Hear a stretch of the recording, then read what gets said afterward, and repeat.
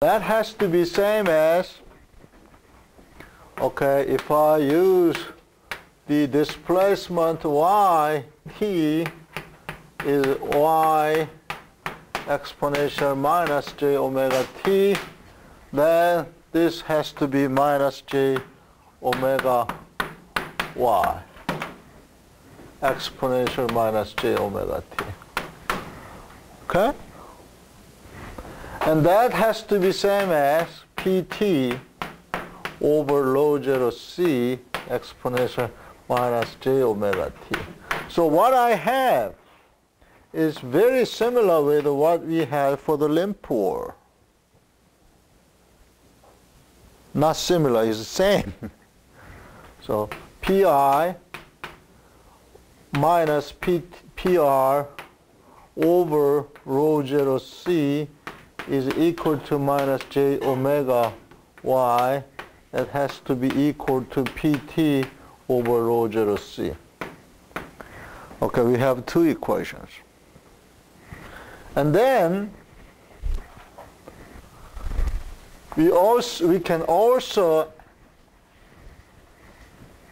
ask that the force acting on the unit area of that partition has to be following the Newton's second law.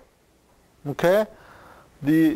Therefore, the unbalanced force acting on that partition unit area is pi.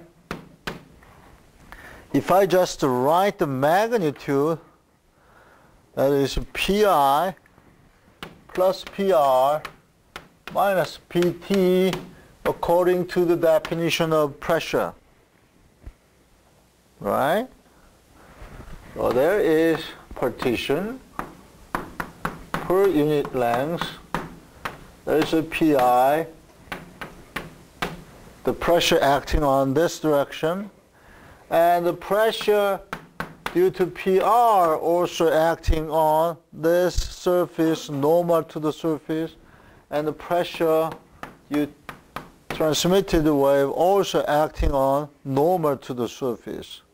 So according to the coordinate I am using, x, that is positive in this direction, this is pi plus, this is pi plus, and this is pi minus, right?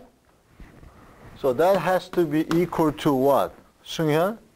What? That has to be equal to the motion of mass. Therefore, that is m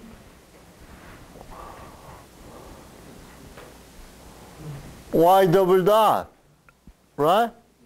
So that is what?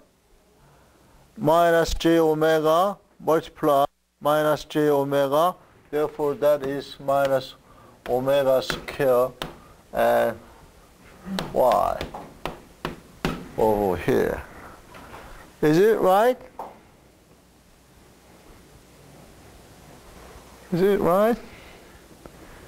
You said it is right. How about you? Any other force? Yeah, due to stiffness and due to damper, right? So Newton's second law has to be applied to the mass, right? So the force acting on this mass has to be this one, and this one also. We assume that this is moving this way, therefore there is a reaction force that is S y, and also there is a damping force acting to the mass that is RD y dot, and this is pi, and this is pr, and this is pt. Therefore I have to add minus S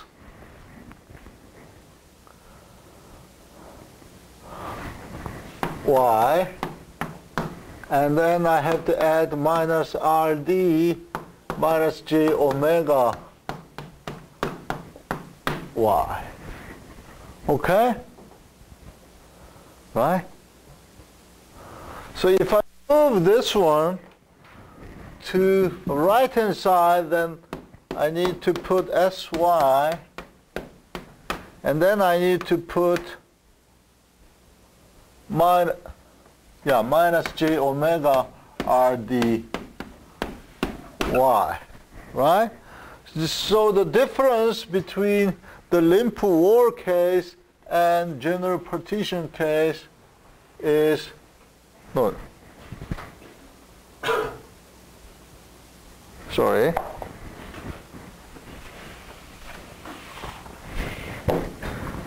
these two terms, right? Okay. Then I solve these three equations together, then I will get the transmission coefficient tau that look like 2Z0 and 2Z0 plus RD minus J omega M plus S over omega plus, yeah. Here, is it correct?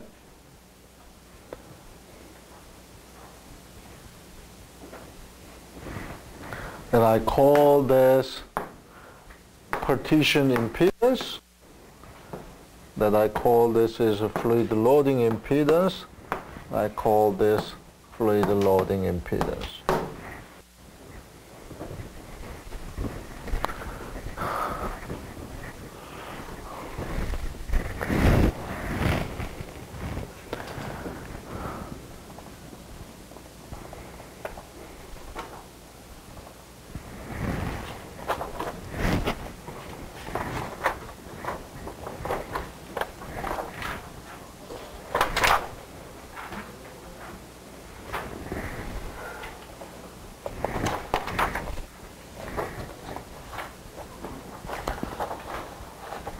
Chewani,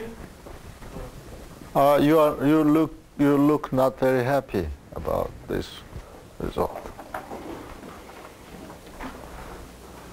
Okay? Okay. Yu Chong-yi, are you happy with this result, this explanation?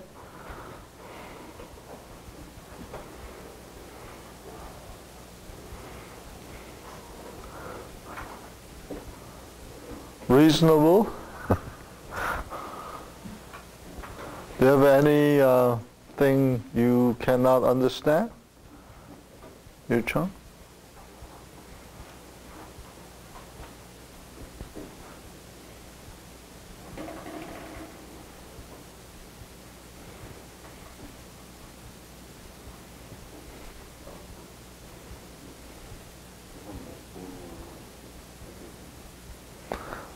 Are you happy? I mean, did you follow the derivation I introduced to you? Huh? Okay. If you have any question, please let me know. Okay. I want everyone follow what I have been doing. Okay. So the result is very simple. Fluid loading impedance, the transmission coefficient is composed by two parts, fluid loading impedance and partition impedance, right? Okay. Now,